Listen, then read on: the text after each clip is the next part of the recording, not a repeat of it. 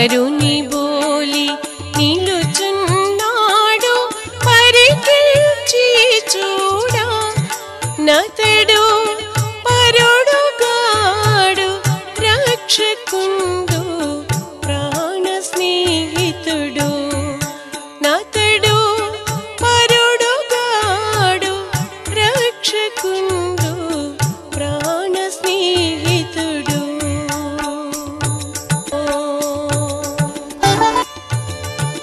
బ్రతుకు శాశ్వతంబు కాదు పరికించి చూడా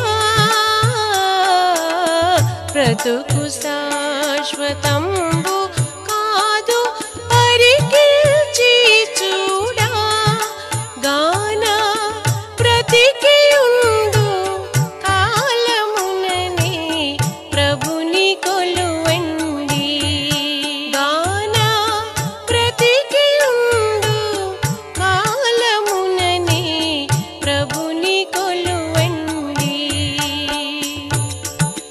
హృదయమనిడు తలుపు నొద్ద యేసునాథుండు హృదయమనిడు తలుపు నొద్ద యేసునాథుండు నిలచి సదయుడగుచు తట్టుచుండు సకల విధములను నిలచి సదయుడగుచు తట్టుచుండు సకల విధముల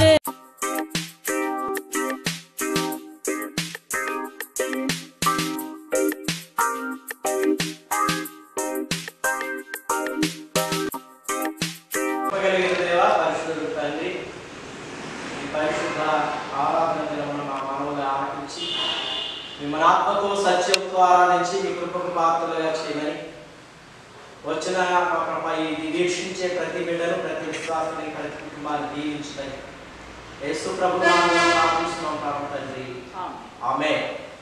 కీర్తనతో ఆరాధన చేసుకుందాం. భీకరుండవు మా యెహోవా పీఠమెదుట గూడరే ఏకమై సాష్టాంగపడి సర్వేశ్వరుని గొనియాడరే భీకరుండవు మా యెహోవా పీఠమెదుట గూడరే మాటితోనే మామునెల్లా మానవులుగా సృజించెను ఈటి శారదం దౌ ప్రభునే మెచ్చుగా మదినేంతుము భీకరుడవు మా యెహోవా పీఠమెదుట గూడరే మీకెలిగా సమునాతో మీతిని పాల్పొందను దిక్కులేని గొర్రెలను దివ్యదేవానందను భీకరుండవు మా యెహోవా పీఠమెదుట గూడరే. కుమారుని యొక్క పరిశుద్ధాత్మని యొక్క నామమున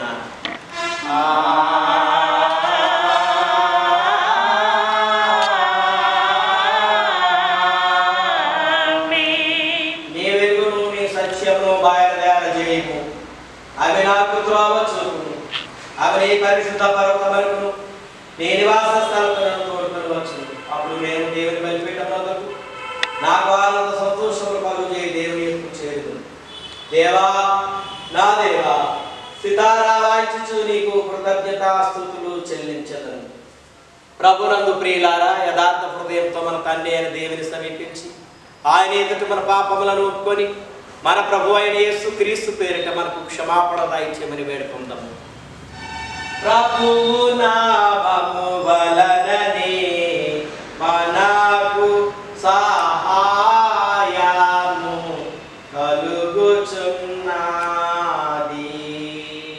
భూమి ఆకాశములను సృజించినవాడు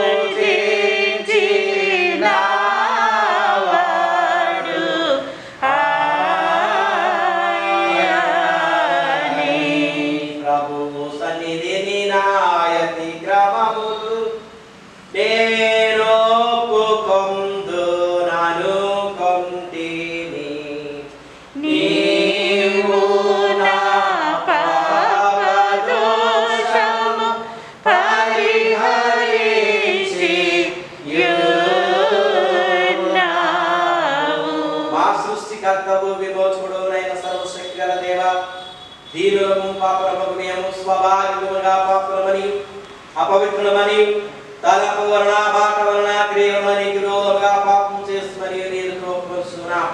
కావున మేము మా ప్రభు అయిన యేసు క్రీస్తు నిమిత్తమున నీ కృపను వేదము వేడుకొని నేను కనికరం నీ ఆశ్రమనికై వచ్చుచున్నాము. మా కొరకు చనిపోటుకై నీ జీవదేహ కుమారుని ఇచ్చిన మిగిలిన కరుగల దేవ మమ్మల్ని కనికరించి ఆయన నిమిత్తమున మా సంస్థాపనను క్షమాపణ దయచేయి. మేము నీ కృప చేత నిత్య జీవమును నిన్ను గూర్చి నీ చిత్తమును గూర్చి సరైన జ్ఞానం నీ వాక్యము తగిన విధేయతను మా యొక్క శుద్ధాత్మలో ప్రతిపదింపమని మా ప్రభు అయిన యేసు క్రీస్తు ద్వారా మిమ్మల్ని వేడుకొనుచున్నాము. ఆమేన్.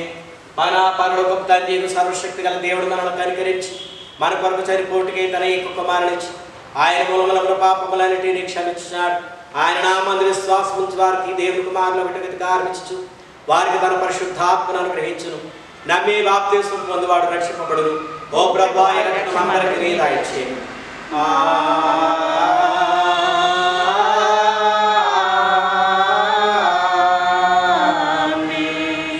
తర్వాత 4వ ఆదివారం కొరకైన ప్రారంభ గీతం. యెహోవా ఆశ్చర్యకార్యములు చేస్తున్నాడు, ఆయనను గూర్చి క్రొత్త కీర్తన పాడుడి. యెహోవా తన రక్షణ వెల్లడి చేస్తున్నాడు, అన్యజనుల ఎదుట తన నీతిని బయలుపరిచినాడు. ఆయన దక్షిణ హస్తము ఆయన పరిశుద్ధ బాహు ఆయనకు విజయం కలుగు చేస్తున్నది. తండ్రికి కుమారునికి పరిశుద్ధాత్మకును ఆదియందు ఇప్పుడు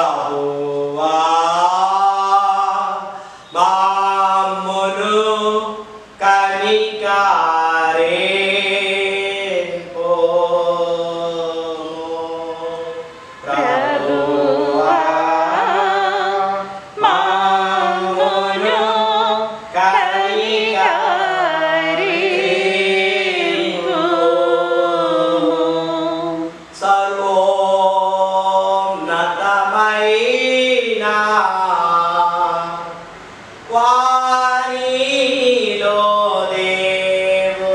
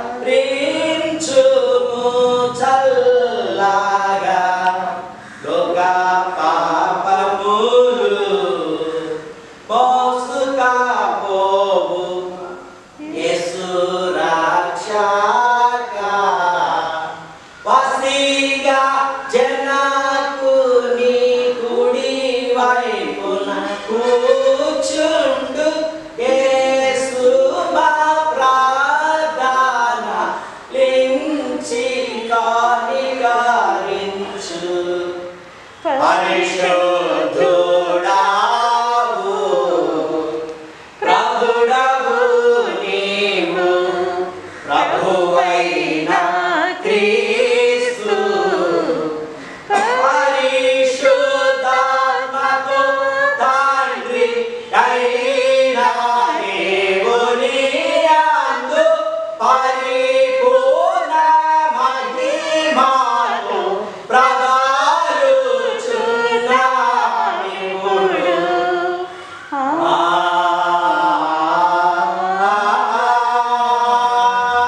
ఆమేన్. రాబో మీతో నుండుగాక.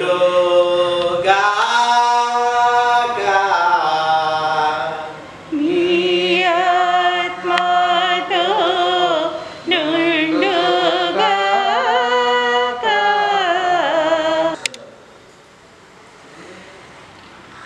ఓ దేవా, నీ యందు విశ్వాసముంచు వారి మనసులను ఏకీవింపజేస్తున్నావు. నీ ప్రథమమైన మేము నీ ఆజ్ఞలను దాన్ని ప్రేమించి నీ వాగ్దానం చేస్తున్నట్టు అపేక్షించినట్టు లోకమందు నానా విధమైన మార్పులు కలుగుతున్నాను. నిజమైన సంతోషం ఎక్కడ కలుగునో అక్కడనే మా హృదయమును నిలుపునట్లు కృపదయించింది. నీ తోడు పరిశుద్ధాత్మతో సదాయక దేవుడు యుగ యుగములు జీవించి పరిపాలించుచున్నప్పుడు మీ కుమారుడు మా ప్రభువైన యేసుక్రీస్తు వారి ద్వారా మేము వేడుకొనుచున్నాము తండ్రి.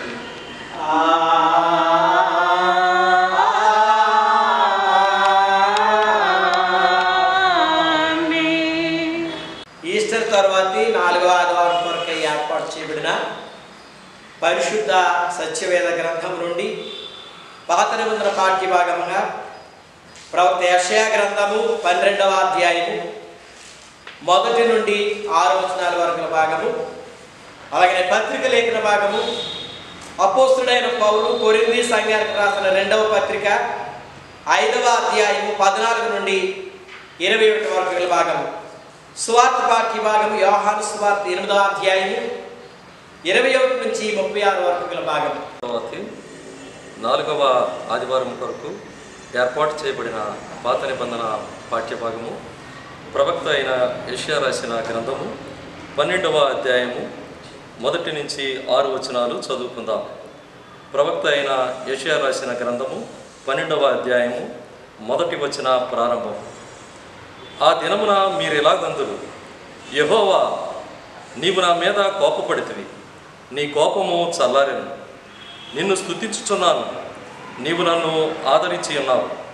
ఇదిగో నా రక్షణకు కారణభూతుడగు దేవుడు, నేను భయపడక ఆయనను నమ్ముకొనిచున్నాను. యెహోవా యెహోవాయే నాకు బలము, ఆయనే నా కీర్తనాస్పదము, ఆయన నాకు రక్షణాధారమాయను. కావున మీరు ఆనందపడి రక్షణాధారములైన బాహులలో నుండి నీళ్లు చేదుకుందురు. ఆ దినమున మీరు ఎలాగొందురు, యెహోవాను స్తుతించుడి, ఆయన నామమును ప్రకటించుడి, జనములలో ఆయన క్రియలను ప్రచురము చేయుడి. ఆయన నామము ఘనమైనదని జ్ఞాపకమునకు తెచ్చుకొనుడి. యెహోవాను గూర్చి కీర్తన పాడుడి, ఆయన తన మహత్యమును వెల్లడిపరిచెను. భూమి అందంతటను ఇది తెలియబడింది. సియోను నివాసి ఉత్సాహధ్వని బిగ్గరగా చేయుము, నీ మధ్యనున్న ఇశ్రాయేలు యొక్క పరిశుద్ధ దేవుడు ఘనుడై ఉన్నాడు. ఇంతటితో ఈ వాక్య భాగము ముగియుచున్నది. పరిశుద్ధుడవగు దేవా, పావన శాంతుడ దేవా, పావన మాధ్య దేవా, మామోను కనికరించుము.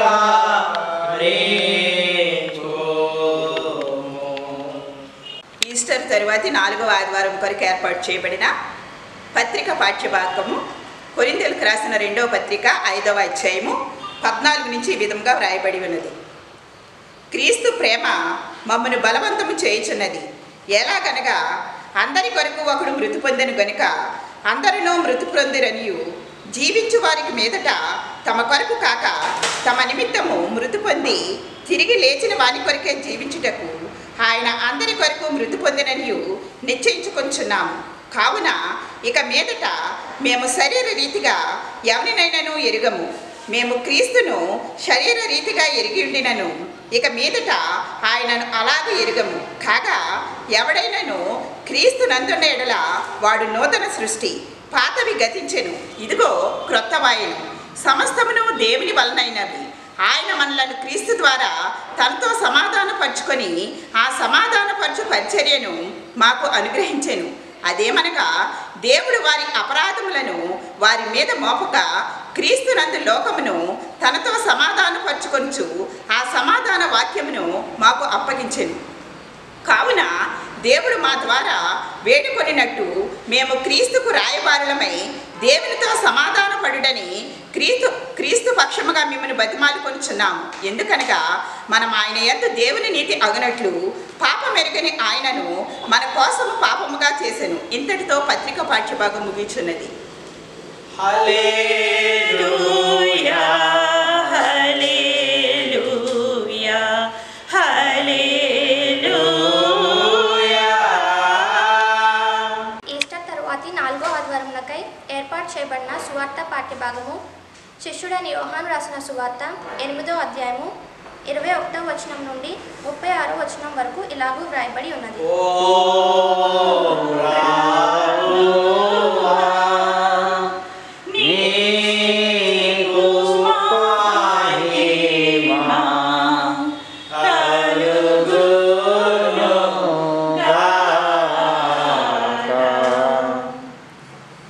యోహాను సువార్త 8వ అధ్యాయము 21వ వచనం నుండి 36 వరకు. మరి ఒకప్పుడు ఆయన, నేను వెళ్ళిపోవచ్చున్నాను, మీరు నన్ను వెతుకుదురు గాని మీ పాపంలోనే ఉండి చనిపోవుదురు. నేను వెళ్ళు చోటికి మీరు రాలేరని వారితో చెప్పాను. అందుకు యూదులు, నేను వెళ్ళు చోటికి మీరు రాలేరని ఈయన చెప్పుచున్నాడే, తన్ను తానే చంపుకొనునా అని చెప్పుకొనుచుండిరి. అప్పుడు ఆయన, మీరు క్రిందివారు, నేను పైనుండు వాడను, మీరు ఈ లోక సంబంధులు, నేను ఈ లోక సంబంధుడును కాను, కాగా మీ పాపంలోనే ఉండి మీరు చనిపోదురు అని వారితో చెప్పితిని. నేను ఆయననని మీరు విశ్వసించని ఎడల మీరు మీ పాపంలోనే ఉండి చనిపోదురని వారితో చెప్పాను. కాబట్టి వారు, నీవెవరివని ఆయనను అడుగగా యేసు వారితో, మొదటి నుండి నేను మీతో ఎవరినని చెప్పుచుంటినో వాడనే. మిమ్మును గూర్చి చెప్పుటకును తీర్పు తీర్చుటకును చాలా సంగతులు నాకు కలవు గాని నన్ను పంపిన వాడు సత్యవంతుడు. నేను ఆయన యొద్ద వినిన సంగతులే లోకమునకు బోధించుచున్నానని చెప్పాను. తండ్రిని గూర్చి తమతో ఆయన చెప్పిన వారు గ్రహింపకపోయిరి. కావున యేసు, మీరు మనుష్య కుమారుని పైకెత్తినప్పుడు నేను ఆయననియు నా అంతటా నేనే ఏమీ చేయక తండ్రి నాకు నేర్పినట్టు ఈ సంగతులు మాట్లాడుచున్నాననియు మీరు గ్రహించెదరు. నన్ను పంపినవాడు నాకు తోడై ఉన్నాడు. ఆయనకిష్టమైన కార్యము నేను ఎల్లప్పుడూ చేయుదును గనుక ఆయన నన్ను ఒంటరిగా విడిచిపెట్టలేదని చెప్పాను. ఆయన ఈ సంగతులు మాట్లాడుచుండగా అనేకులు ఆయన యందు విశ్వాసం ఉంచిరి. కాబట్టి యేసు తనను నమ్మిన యూదులతో, మీరు నా వాక్యమందు నిలిచిన వారైతే నిజముగా నాకు శిష్యులై ఉండి సత్యమును గ్రహించెదరు. అప్పుడు సత్యం మిమ్మును స్వాతంత్రులుగా చేయునని చెప్పగా వారు, మేము అబ్రహాం సంతానము, మేము ఎన్నడూనూ ఎవనికి దాసులమై ఉండలేదే, మీరు స్వాతంత్రులుగా చేయబడుదురని ఎలా చెప్పుచున్నావని ఆయనతో అనిరి. అందుకు యేసు, పాపము చేయు ప్రతివాడును పాపమునకు దాసుడని మీతో నిశ్చయంగా చెప్పుచున్నాను. దాసులు ఎల్లప్పుడూ ఇంటిలో నివాసము చేయుడు, కుమారుడు ఎల్లప్పుడూ నివాసము చేయును. ఇంతటితో ఈ దినమునకైన సువార్త పాఠ్యభాగం ముగిస్తున్నది.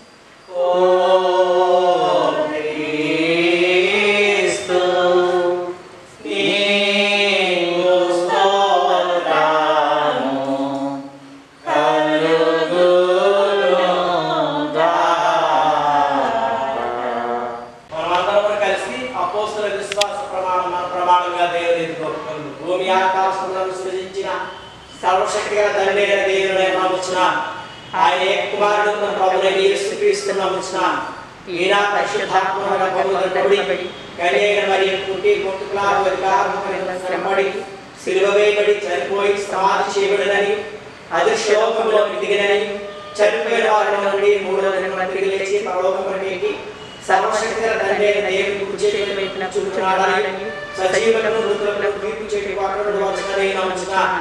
పరిశుద్ధాత్మ నమ్ముచున్నాను. పరిశుద్ధ క్రైస్తవ సంఘము, పరిశుద్ధుల సహవాసము, పాప క్షమాపణయు, శరీర పునరుద్ధానము, నిత్య జీవమును ఉండవని నమ్ముచున్నాను. ఆమేన్. 71వ కీర్తనతో వాక్య పరిచర్య చేస్తున్నాం. యేసు నన్ను ప్రేమించినావు,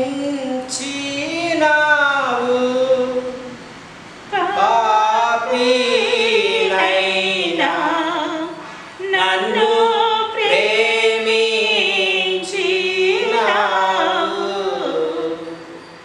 నన్ను ప్రేమింపమా నవరూపమేటిదా నముగా జీవము సిల్వాపై నిచి కన్నా తల్లిదండ్రుల యనాదముల ప్రేమ కన్నా మించిన ప్రేమతో యేసు నన్ను ప్రేమించినావు, పాపినైనా నన్ను ప్రేమించినావు.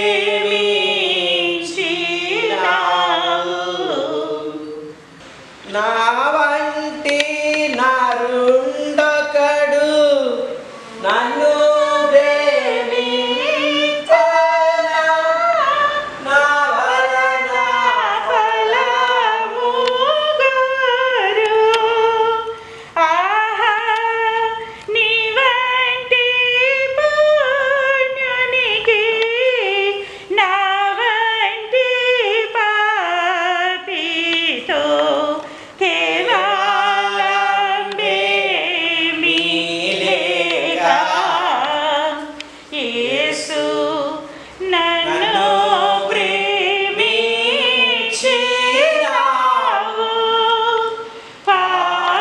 పాపినైనా నన్ను ప్రేమించినావు.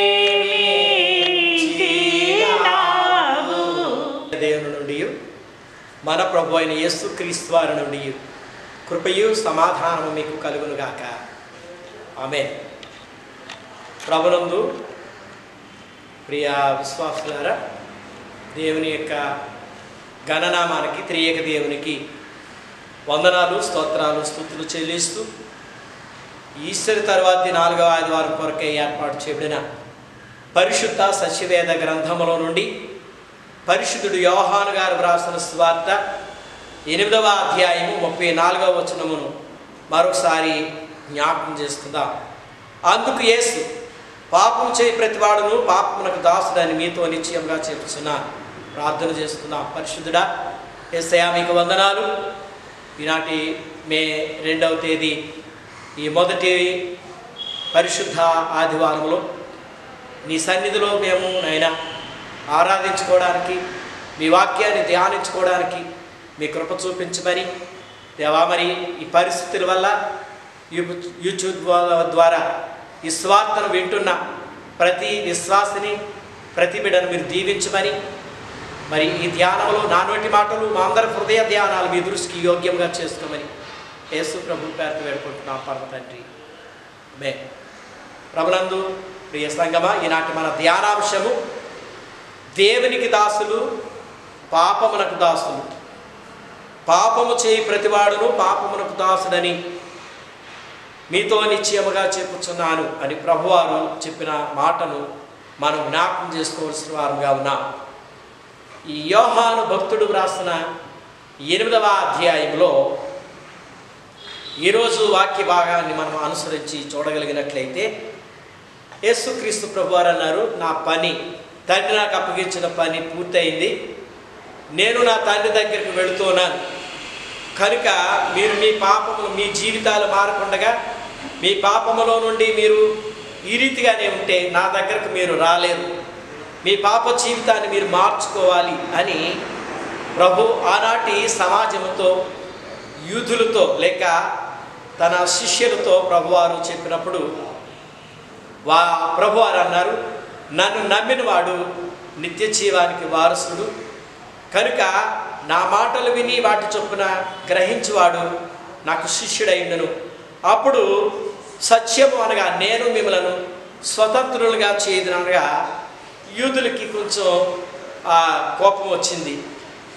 మేము స్వతంత్రులంగా కాకపోవడానికి మేము ఎవరికి దాసులమై ఉండలేదు, మేము అబ్రహాము సంతానము, మేమెవరికి అన్నడును దాసులమై ఉండలేదు అని చాలా అతిశయోక్తిగా చెబితే, నిజానికి వీరు చాలాసార్లు మరి క్రీస్తునకు పూర్వం ఐగుప్తు దేశంలో బానిసలుగా లేక అక్కడ బానిస బ్రతుకు చేసిన జీవితాలు వారికి ఉన్నాయి. దాసులుగా అక్కడ ఉన్నారు. ఐగుప్తు రాజ్యంలో ఫరో సమక్షంలో వారికి దాసరికం చేశారు. అలాగే బబులోను చెరలో 70 సంవత్సరాలు బానిస బ్రతుకులో ఉన్నారు. కనుక కాకపోతే వారు అబ్రహాము దగ్గర నుండి మేమెవరికి అన్నడు దాసులుగా ఉండలేదంటే ప్రభువారు అన్నారు, బాబు అబ్రహాం సంతానమని, ఇశ్రాయేలీలని, మరొక గ్రీకు దేశస్థుడని, యూదుడని భేదం కాదు. పాపము చేస్తే ప్రతివాడు కూడా పాపమునకు దాసుడు. కనుక మీరు ఈనాటి మన ధ్యానంలో మన టాపిక్ దేవునికి దాసులు, పాపమునకు దాసులు. కనుక పాపమునకు దాసులు అనగా పాపము చేస్తే ప్రతివాడు కూడా, అది ఎటువంటి పాపం అంటే అది చిన్న తప్పు కావచ్చు, పెద్ద తప్పు కావచ్చు, చిన్న పాపము కావచ్చు, పెద్ద పాపము కావచ్చు. ఏ పాపము చేసిన మనుషుడైనా సరే పాపము చేసిన ప్రతివాడు కూడా పాపమునకు దాసుడు అని యేసయ్య చాలా క్లియర్గా స్పష్టంగా తెలియజేశారు. అందుచేతనే పౌలు భక్తుడు రోమా సంఘంతో మాట్లాడుతూ చెప్పబడిన మాటలలో 6వ అధ్యాయము 16 21 ఈ భాగంలో మనం చూడగలిగినట్లయితే అక్కడ ప్రభువారు అంటారు, ఆ పౌలు భక్తుడు రోమీయులతో మాట్లాడుతూ 18వ వచనానికి జ్ఞాపకం చేసుకున్నట్లయితే, పాపము నుండి విమోచింపబడి నీతికి దాసులైతిరి, ఇందుకు దేవునికి స్తోత్రం. మీ శరీర బలహీనతలను బట్టి మనుష్య రీతిగా మాట్లాడుతున్నాను, ఏలైనగా అక్రమం చేయుట అపవిత్రతకు అక్రమముకు మీ అవయవములను దాసులుగా ఎలాగూ అప్పగించుతారో, అనగా అక్రమము జీవితము లేక అపవిత్ర జీవితము లేక అక్రమంగా జీవించిన ప్రతివాడు మీ అవయవాలు పాపమునకు దాసులుగా మీరు ఎలాగో అప్పగించుతారో అలాంటి పాపక్రియల నుండి మిమ్మలను, అలాగే 20వ వచనంలో మీరు పాపమునకు దాసులై ఉన్నప్పుడు నీతి విషయమైన నిర్బంధము లేనివారై ఉంటిరి, కనుక నీతిని మీరు నెరవేర్చలేదు కనుక మీ పాపము మీ మీద ఏలుబడి చేసి మీరు పాపమునకు దాసులై ఉన్నారు అని పౌలు భక్తుడు రోమా సంఘంతో మాట్లాడిన మాటలు మనం చూడగలుగుతాం. అలాగనే పౌలు భక్తుడు తీతుకు రాస్తూ 3వ అధ్యాయము 3వ వచనంలో అంటాడు, ఎందుకనగా మనము కూడా మునుపు అవివేకులమును అవిధేయులమును మోసపోయిన వారము నానా విధములైన దురాశలకును భోగములకును దాసులమై ఉండి, అనగా ఈ లోక సంబంధమైన సుఖభోగములకు దురాశలకు లోకభోగములకు దాసులమై ఉన్న మనము దుష్టత్వమునందు అసూయ చేత గడుపు కాలము అసహ్యమైన ఇనుకిని ఇప్పుడు ద్వేషించి ఉంటిమి, కనుక పాపమును ద్వేషించకపోతే లోక సంబంధమైన లోకభోగములకు లోకాశలకు మనం లోనై ఉన్నప్పుడు మనం పాపమునకు దాసులమై ఉన్నాము అని దేవుని వాక్యము సెలవిస్తుంది. అలాగనే పేతురు భక్తుడు రాసిన 2వ పత్రిక 2వ అధ్యాయము 19వ వచనంలో అంటారు ప్రభువారు, తాము భ్రష్టత్వమునకు దాసులై ఉండి అట్టివారికి స్వాతంత్ర్యం ఇత్తునని చెప్పుదురు, ఒకడు దేని వలన జయపబడునో దానికి దాసుడగును కదా. నిజమే, ఒకడు డ్రింకర్ అనుకోండి, దానికి దాసుడైపోయాడు కనుక దానిని జయించలేని వాడుగా ఉన్నాడు కాబట్టి దానికి దాసుడైపోయాడు. అలాగే మరొకటి ఏదైనా ఒక చేయరాని పొరపాటు, చేయరాని పని, చేయరాని బలహీనత ఒకరిని చోటు చేసుకున్నప్పుడు దానికి దాసులై ఉన్నారు అని, భ్రష్టత్వమునకు దాసులై ఉన్నారని పేతురు భక్తుడి ద్వారా ప్రభు సెలవిస్తూ ఉన్నాడు.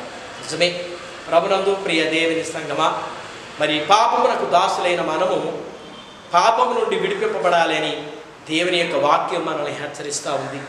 కనుక పాపము చేసే ప్రతివాడు ఎవరైనా కావచ్చు, ఆ ధనవంతుడు కావచ్చు, ధనహీనుడు కావచ్చు, జ్ఞానవంతుడు కావచ్చు, అజ్ఞాని కావచ్చు, చదువుకున్న వారు కావచ్చు, చదువుకునే వారు కావచ్చు, కనుక స్త్రీ పురుషుడు చిన్న పెద్ద అనే తారతమ్యం లేదు. పాపము చేసే ప్రతివాడు కూడా పాపమునకు దాసుడు, పాపము వారి మీద ఏలుబడి చేస్తుంది అని దేవుని యొక్క వాక్యము లేక ప్రభువారు చాలా తేటతెల్లంగా చెప్పారు.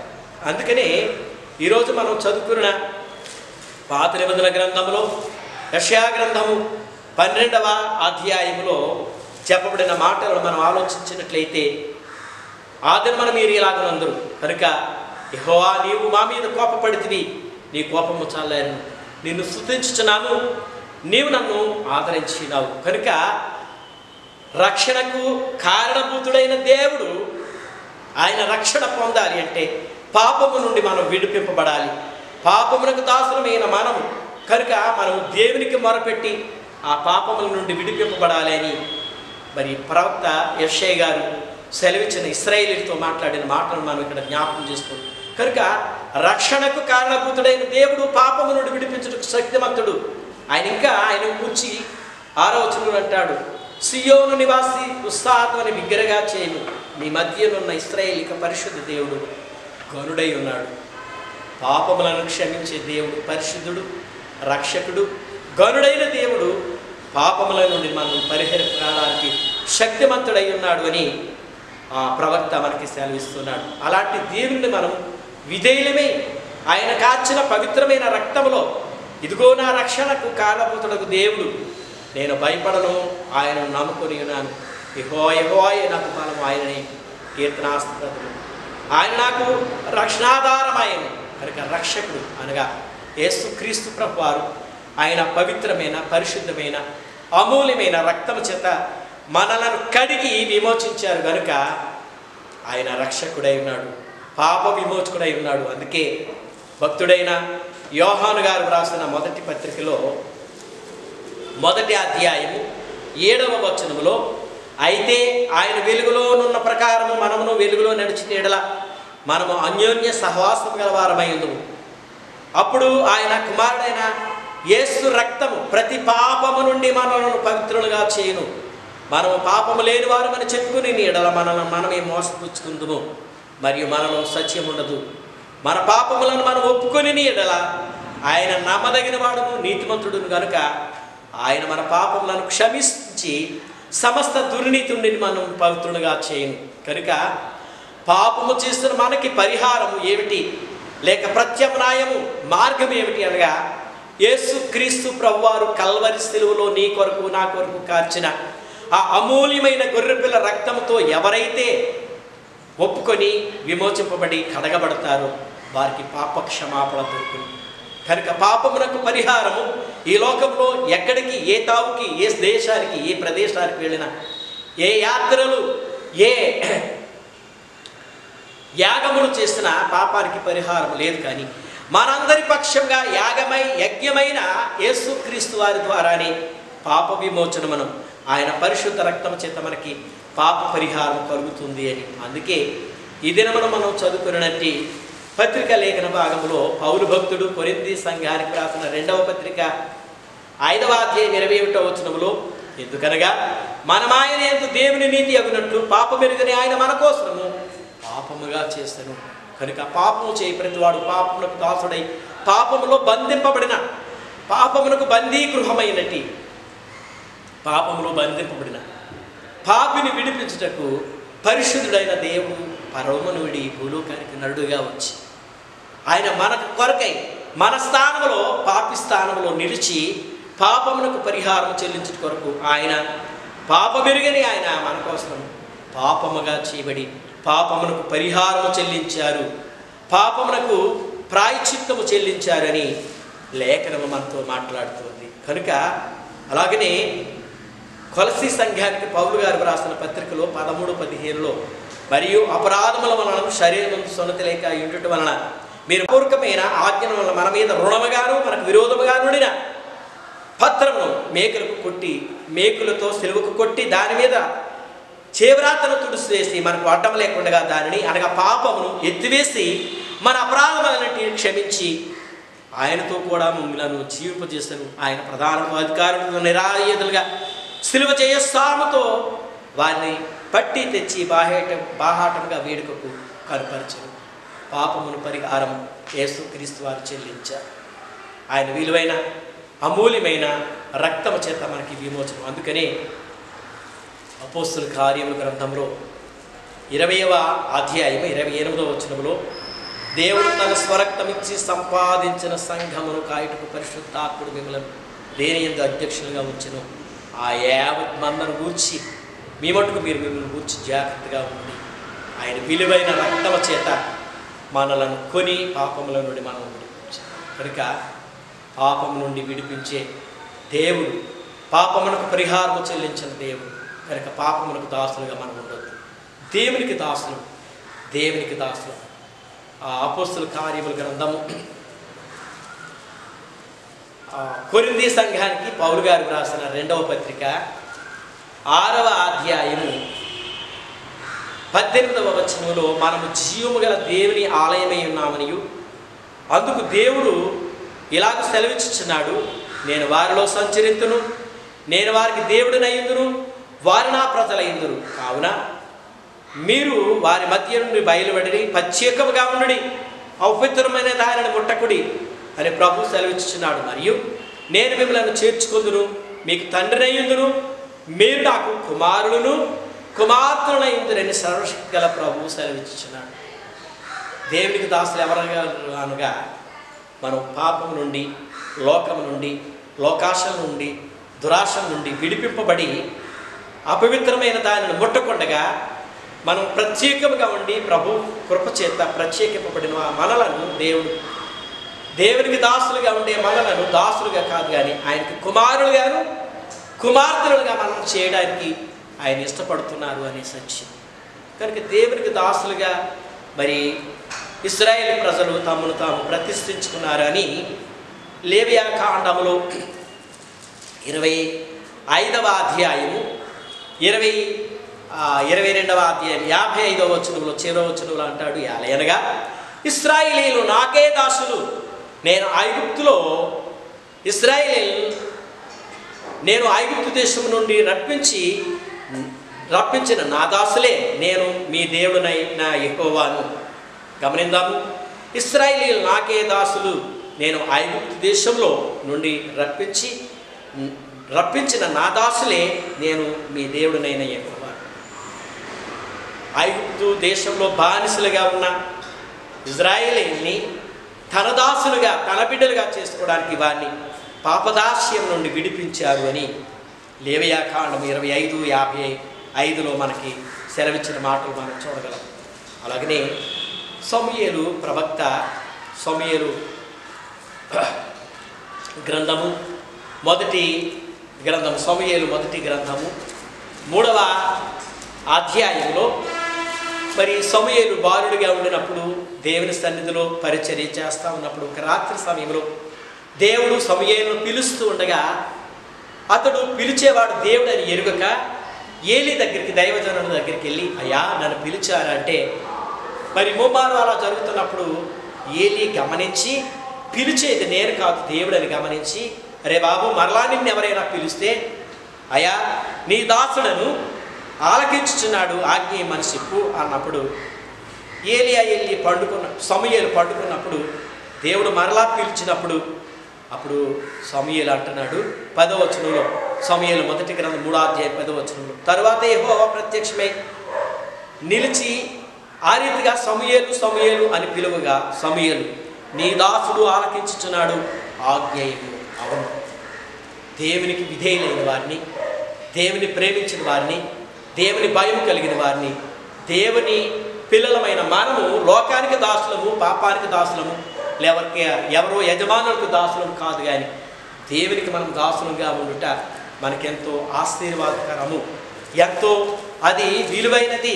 అవును, ఈ లోకంలో ఎవరికో దాసులమని చెప్పుకునే కంటే నేను దేవునికి దాసుడను అని చెప్పుకోవడం అది చాలా అతిశయోక్తి అని నేను మీకు మనవి చేస్తున్నా. అందుకనే సమూయేలు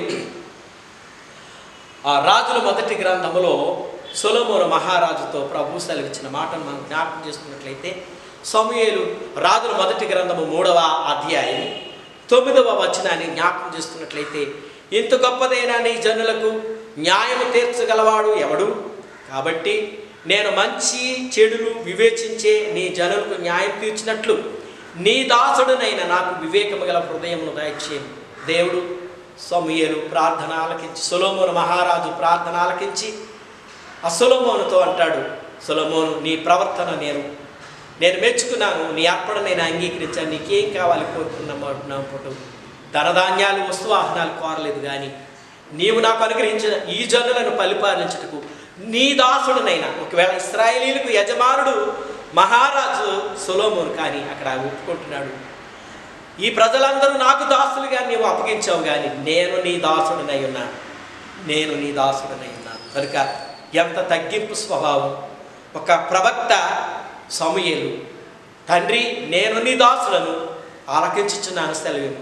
ఇక్కడ మహారాజు సొలొమోను అంటాడు, అయ్యా నేను నీ దాసుడను, నీ జ్ఞానమును నాకు దయచి. అలాగనే సిమ్యోను కూడా దేవుని సన్నిధానంలో అతడు చేసిన మనవుని మనం ఆలకించినట్లయితే యేసుక్రీస్తు ప్రభువారు మరి బాలుడుగా 8వ దినాన్ని లేక ప్రభు సాన్నిధ్యమునకు వచ్చినప్పుడు దేవుని మందిరానికి మరియమ్మ గారు యేసయ్యను తీసుకుని వచ్చినప్పుడు ఆ సిమ్యోను గారు ప్రభువుని చేతులతో ఎత్తుకొని అతడు మాట్లాడిన మాట లూకాసు వార్త 2వ అధ్యాయం 29వ వచనంలో అంటాడు, నాదా ఇప్పుడు నీ మాట చొప్పున సమాధానంతో నీ దాసుని పోనిచ్చుచున్నావు. ఇశ్రాయేలీయుల యొక్క రక్షణ కొరకు వేచి ఉండి ప్రార్థించి ప్రభు సన్నిధిలో కనిపెట్టిన సిమ్యోను ప్రభువుని చేతులతో ఎత్తుకొని అంటున్నాడు, ఇప్పుడు నీ మాట చొప్పున సమాధానంతో నీ దాసుని పోనిచ్చుచున్నావు. నేను నీ దాసుని, చిన్న బాలుడుగా, నరావతారుడుగా, చిన్న పిల్లవాడిగా, బాలుడిగా రోజులలో ఉన్న బిడ్డను చేతులతో ఎత్తుకున్న సిమ్యోను అంటాడు, నేను నీ దాసుడు. గమనించాలి ప్రభునందు ప్రియదేవుని సంగతి, దేవుని యొక్క సన్నిధిలో భక్తులైన వారు ఒప్పుకున్న సత్యాన్ని మనం జ్ఞాపకం చేసుకోవాల్సిన వారుగా, నేను నీ దాసుడు, నేను నీ దాసుడు. అవును, దేవునికి దాసులుగా ఉండగోరు వారు తమ్మును తామును తగ్గించుకొని దేవునికి విధేయులు కావాలి. అందుకని ప్రకటన గ్రంథకర్త భక్తుడైన యోహాను గారు రాసిన ప్రవచన గ్రంథము 22వ అధ్యాయం 4వ వచనంలో అంటారు, అక్కడ ఆయన దాసులు ఆయన సేవించుచు ఆయన ముఖ దర్శనము చేయుదురు, రాత్రికే నడుము ఉండదు, దీపకాంతి సూర్యకాంతి అయినను వారికి అక్కర్లేదు. కనుక ఆయన దాసులు ఆయనను సేవించుచు ఆయన ముఖ దర్శనము చేయుచుందురు, ఆయన నామము వారి నొసల యందును. ఆయన దాసులు ఆయనను సేవించుచుందురు. కనుక దేవుని దాసులైన విశ్వాసులైన వారు ఆయనను సేవింపవలెను అని ప్రకటన గ్రంథకర్త 22:4లో సెలవిచ్చిన మాటను మనం జ్ఞాపకం చేసుకోవలసిన వారుగా ఉన్నాం. కనుక ప్రభునందు స్నేహితులారా, అందుగా ఎవరైనా మనం అనుకోవచ్చు, పాపం చేస్తే పాపానికి దాసులు అన్నారు. అలాంటి పాపులమైన మన కొరకు పరిశుద్ధుడైన దేవుడు తాను కార్చిన రక్తం చేత ప్రతి పాపం నుండి మనల్ని పవిత్రులుగా చేసి ఆయనకు దాసులుగా చేసుకున్నారు. కనుక దేవునికి దాసులుగా, ఏదైనా దాసులనే మాట తప్పలేదు కదా అని అవివేకం కలిగిన వారు ఎవరైనా అనుకున్నట్లయితే దేవుని వాక్యం మనకి ఇలాగా సెలవిచ్చి మాట్లాడుతుంది. మనం గమనించగలిగినట్లయితే యోహాను సువార్త 15వ అధ్యాయం 15వ వచనాన్ని మనం ఒకసారి జ్ఞాపకం చేసుకున్నట్లయితే 15వ అధ్యాయం 15వ వచనం, దాసుడు తన యజమానుని చేయదానని ఎరుగడు కనుక ఇక మిమ్మల్ని దాసులని పిలువక స్నేహితులని పిలుచుచున్నాను. ఎందుకనగా నేను నా తండ్రి వలన విన్న సంగతులన్నింటినీ మీకు తెలియజేసింది. ఇక్కడ చాలా ఆశ్చర్యమైన మాట ప్రభు చెబుతున్నాడు. దేవునిని సేవించేవారు దేవుని దాసులు అని మనం తెలుసుకున్నాం 20వ మన అంశంలో. ఆ మాటను బట్టి కనుక దేవుని దాసులు కానీ మనం ఒప్పుకుంటే ప్రభువారు అంటారు, అరే నేను దాసులైన పిలవను, నా స్నేహితుడు నీవు. ఎప్పుడు దేవుని యొక్క చిత్తమును ఎరిగి దేవుని యొక్క ఇష్టమును నెరవేర్చి. అందుకనే ఆ 7వ వచనంలో ఇదే యోహాను సువార్త 15:7లో, నా యందు మీరును మీ యందు నా మాటలు నిలిచి ఉండిన ఎడల, ప్రభువులో మనలో ప్రభు ఉండినప్పుడు మనల్ని ప్రభు దాసులు అని పిలవట్లేదు కానీ స్నేహితులు. ఎంత గొప్ప మాట! నిజ స్నేహితుడు యేసుక్రీస్తు ప్రభువు. ఒకవేళ ఈలోక సంబంధమైన స్నేహితులు అవసరం తీరే వరకు మనతో స్నేహం చేసి అవసరం తీరిపోయిన తర్వాత నిన్ను గుర్తించకపోవచ్చు, నీతో మాట్లాడకపోవచ్చు, నీకు దూరంగా ఉండవచ్చు. కానీ యేసుక్రీస్తు ప్రభువారు నిజమైన స్నేహితుడు, నిజమైన స్నేహితుడు. ఆయన నీలో ఉండేవాడు, నీవు ఆయనలో ఉండేవాళ్ళుగా. ఆయన నిజమైన స్నేహితుడు అనే సత్యం. దాసులు కాదు, మిమ్మల్ని స్నేహితులని పిలుచుదును, స్నేహితులని పిలుచుదును. ప్రభునందు స్నేహితులారా, గలతీ సంఘానికి పౌలు గారు వ్రాసిన పత్రికలో, గలతీలకు వ్రాసిన పత్రిక 4వ అధ్యాయము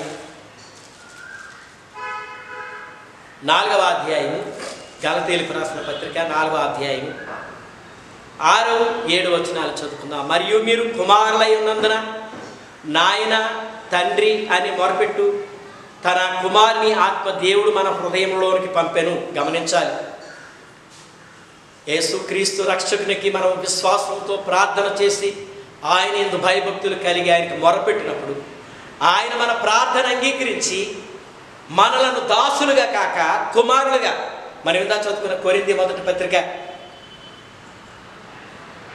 6వ అధ్యాయం 18వ వచనంలో మనం గమనించగలిగినప్పుడు ఆయన మనలను కుమారులుగాను కుమార్తెలుగా, దాసులుగా కాదు, ఆయనకి కుమారులుగాను కుమార్తెలుగాను. అయితే ఇక్కడ మనం కుమారులై ఉన్నందున ఆయనను మనము తండ్రి, కుమారుడు ఫాదర్ని ఏమని పిలుస్తాడు? తండ్రి, నాయన. మనం ఆయనకి పిల్లలమై ఉన్నప్పుడు ఆయనను తండ్రి అని మొరపెట్టి తన ఆత్మను దేవుడు మన హృదయంలోకి పంపారు. కాబట్టి నీవిక దాసుడు కాదు, కుమారుడువే. కుమారుడు అయితే దేవునికి వారసుడు. ఎంత గొప్ప ఆధిక్యత ప్రభు మనకిస్తున్నాడు చూడండి. మన పాపములను ఒప్పుకొని వాటిని విడిచిపెట్టినప్పుడు మనలను ఆయన పవిత్రులుగా చేసి ఆయనకు ఇష్టలుగా, దేవునికి దాసులుగా కాదు, ఆయనకి కుమారులుగా. కుమారులమైతే దేవుని ఆ సంపద అంతటికి, దేవుని రాజ్యమునకు మనం వారసులు. ఎంత గొప్ప ఆధిక్యత, ఎంత గొప్ప ధన్యత ప్రభు మనకి ఇస్తున్నాడు. కనుక ప్రభునందు ప్రియ దేవుని సంగమా, ఈస్టర్ తర్వాత 4వ ఆదివారంలో లేక మే 1వ ఆదివారం మన ప్రభు సన్నిధిలో ఆరాధన చేసుకోవాల్సిన మనం మరలా ఈ భయంకరమైన మహమ్మారి, మరి కరోనా వైరస్ను బట్టి ఎవరి గృహాల్లో వారే వణికిపోతూ భయపడుతూ కన్నీరుతో రోదనముతో ప్రార్థన చేసే విశ్వాసులైన మీ అందరికీ నేను ప్రభు పేరిట వందనాలు తెలియజేస్తా ఉన్నాను. కనుక ప్రభునందు స్నేహితులారా, త్వరితగతిన మరలా మనం సంతోషంగా జయోత్సాహంతో ప్రభు సన్నిధిలో చేరి ఆరాధించుకునే కృప మనకు దేవుడు దయచేయనట్లు, ఆయనకు దాసులుగాను ఆయనకి ఇష్టలైన స్నేహితులుగాను కుమారులుగా ఉండటకు పరిశుద్ధాత్మ దేవుడు మనకు సహాయం చేయనుగాక. ఆమేన్. సమస్త జ్ఞానంకు మించిన దేవుని సమాధానం యేసుక్రీస్తు మీ హృదయములకు తలపులకు కావలయుండుగాక. ఆమేన్. నాయందు శోధ హృదయము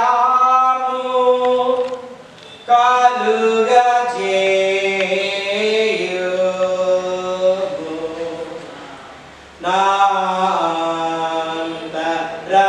నాంతరంగములో స్థిరమైన మనసును దానముగా పుట్టించుము. నీ సన్నిధానములో నుండి నన్ను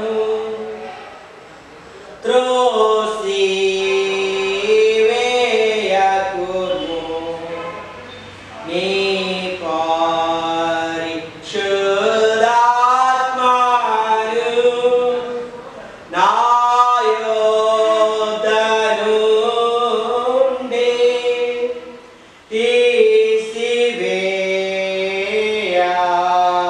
తీసివేయకుము. ఆ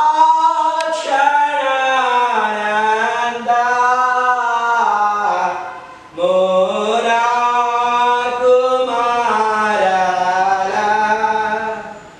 పుట్టించుము.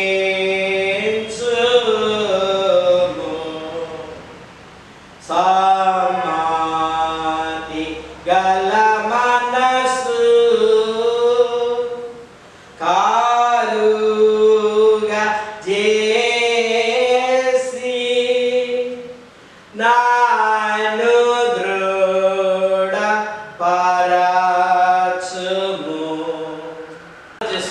పరిశుద్ధుడును సర్వశక్తిమంతుడైన మా మీకు వందనాలు, స్తోత్రాలు, స్తుతులు తండ్రి. మా రక్షక, మా దేవ, మా ప్రభువా, మీకే వేలాది వందనాలు, స్తోత్రాలు. ఈ దినమున జరిగిన ఆరాధనలో మాకు సహాయం చేస్తున్న తండ్రి, వాక్య పరిచర్యలో మీరు తోడైన దేవా మీకు వందనాలు. దేవా, నీ వాక్యమును వీక్షిస్తున్న బిడ్డలను దీవించుము, ఆశీర్వదించుము, కనికరించుము. దేవా, విపత్తుమైన ఈ గడ్డు కాలంలో, శోధన కాలంలో నాయన మాకు సహాయం దయచేయమని ప్రార్థిస్తున్నాం. నిన్నుగాక మరి ఎవరిని మేము వేడుకొను, నీవుగాక మాకు సహాయకులు ఎవరు ప్రభువా? యేసయ్యా, ఈ లోకాన్ని మీరు కనికరించండి, భారతదేశాన్ని మీరు రక్షించిన ఆయన స్వస్థపరచు తండ్రి, స్వస్థపరచు తండ్రి. దేవానికి వందనాలు.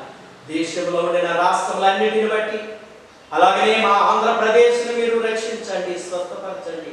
మా తూర్పుగోదావరి జిల్లాని మీరు దర్శించండి, రక్షించండి, స్వస్థపరచండి ప్రభువా. ఇదిగో మా అన్ని విడుదలను సంఖ్య బిడ్డలను కనికరించండి. ప్రతి కుటుంబాన్ని మీరు దర్శించి, దీవించి, రక్షించి ప్రభువా. అయా, ఈ బలహీనతకు, ఈ వైరస్కు గురైన అనేక వేలాది కోట్లాది ప్రజలునైనా భయభ్రాంతులతో నాయన వ్యాధులు చెందుతున్న, చనిపోతున్న బిడ్డలను బట్టి, కుటుంబాలను బట్టి నాయన అనేక మంది సేవకులు చనిపోయారు. సహాయం చేయనైనా, జాలి గల దేవా, కనికరించినైనా నీ ఆగ్రహమును, నీ కోపమును చల్లార్చుకోనండి. ప్రవక్త యెషయా గ్రంథము 12వ అధ్యాయములో మీరు సెలవిచ్చినట్లు నీ కోపమును చల్లార్చుతండి, నీ కనికరము మాపై ఉంచునైనా, నీ దయ మాపై, నీ వాత్సల్యత మాపై ఉంచుతండి, కనికరించండి. ఆయన ఆప్తులు కోల్పోయిన కుటుంబాలు బట్టి, ప్రత్యేకంగా సేవకులు కోల్పోయిన సంఘము నాయక కుటుంబాలు బట్టి ప్రార్థిస్తున్నాం. వారిని కనికరించుము, ఆదరించుము, కృప చూపించునైనా. స్తోత్రము అయినా ఈ వైరస్ మారి ఇంకా హాస్పిటల్లో మానైనా వైద్య సేవలు పొందుతూ నీ కృప కోల్పోయిన బిడ్డలను మీరు ముట్టండి. ఇచ్చుచున్న మందులు నీ పరిశుద్ధ రక్తమును విడుదల చేయండి. సంపూర్ణ ఆరోగ్యమును బిడ్డలకు దయచేయండి. త్వరలో రికవరైన ఆరోగ్యంగా, సంతోషంగా గృహాలకు రావడానికి ఈ వైరస్ క్షీణించింది లేదు అనే ఆ శుభవార్త మాకు తెలియచేయండి. దేవానికి వందనాలు.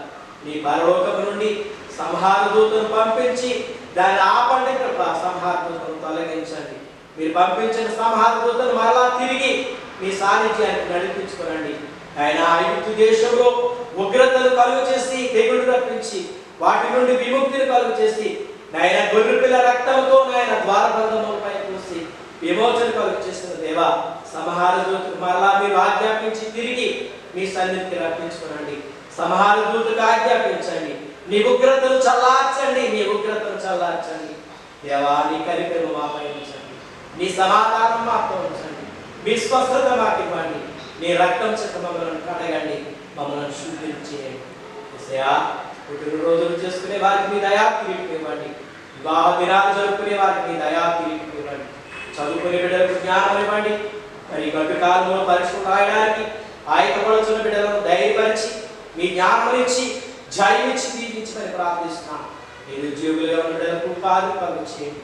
నాయన తిరుగు ఆహారం లేక, కట్టుటకు వస్త్రం లేక, ఉండడానికి నివాసం లేని దిక్కుమాలిన దీనులైన పేద బిడ్డల కొరకు ప్రార్థిస్తున్నాం. నీ కృప చూపించు నాయన, నీ సహాయం అందించు తండ్రి. వందనాలు. ఉద్యోగాలు చేయించిన బిడ్డలు ఈ భయభ్రాంతులైన సమయంలో ఆఫీస్కి వెళ్తుండగా, వచ్చుచుండగా నీ కాపుదల, నీ భద్రత, నీ హస్తము వారికి తోడుగా ఉంచుతాను అనిపించినాం. ప్రయాణంలో బిడ్డలకు మీరు తోడుగా ఉండండి నాయన. నీ సహాయం లక్ష్యం కృప చూపించండి. వాతావరణంలో మార్పులు కలుగు చేయండి. వైరస్ క్షీణింపచేయండి అయినా. మంచి గాలి, మంచి నీరు, మంచి వాతావరణం దయచేయండి. మాకు మంచి ఆహారం, మంచి ఫలవృక్షములు, మంచి నీరు, మంచి గాలి మాకు దయచేయమని అడుగుతున్నాం తండ్రి. అధికారులైన వారిని, నాయకులైన వారిని దీవించమని ప్రార్థిస్తున్నాం తండ్రి.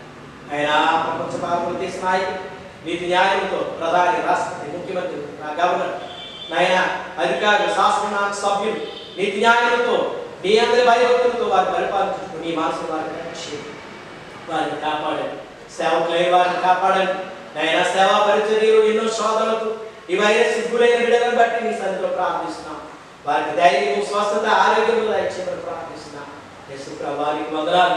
త్వరలో ఈ వైరస్ క్షీణించి మేము సంతోషంగా మరలా మీ సన్నిధిలో ప్రవేశించి మిమ్మల్ని ఆరాధించుకునే కృపనివ్వని, బలహీనలు బలపరిచి, అనారోగ్యంలో వారికి ఆరోగ్యం ఇచ్చి, గర్భవతులకు సుఖకాంతినిచ్చి, బాలికలను కాపాడి, పసిబిడ్డలను దీవించి, వృద్ధులైన తల్లిదండ్రులకు క్షేమము, ఆరోగ్యంలో దయచేయమని, అంతటా అందరూ మారు మనసు పొంది నిన్ను తెలుసుకొని నీ వైపు చేతులెత్తి నీ రక్షణ పొందినట్లు ఈ దిన దేవునితో నింపి నడిపించు. సమస్త మహిమా ఘనత ప్రభావం నీకే అర్పిస్తూ మా కొరకే ప్రాణం పెట్టి మమ్మల్ని రక్షించిన మరలా త్వరగా రానున్న యేసయ్య దివ్య నామములో మిగిలిన నేను బ్రతిమాలి పెట్టుకుంటున్నాం. ఆమె మా తండ్రి మీ నామము పరిశుద్ధపరచబడును గాక, మీ రాజ్యం వచ్చును గాక, మీ చిత్తం పరలోకములో నెరవేర్చినట్లు భూమిలో నెరవేరును గాక. మారుదిన ఆహారం నేడు మాకు దయచేయి. బయట ప్రార్థన చేసుకోవాలి క్షమించిన ప్రకారం ప్రార్థన క్షమించు. శోధనకు దుష్పములు తప్పించు. రాజ్యం శక్తి మహిమ నిరంతరం నీవై ఉన్నవి తండ్రి. ఆమేన్. ప్రభు నిన్ను ఆశీర్వదించి నేను కాపాడును గాక. ప్రభునికి తన సన్నిధిని ప్రకాశించి నేను కరుణించును గాక. ప్రభు నీ మీద తన సన్నిధిని ఆతురదింపజేసి నీకు సమాధానము కలుగు చేయను గాక.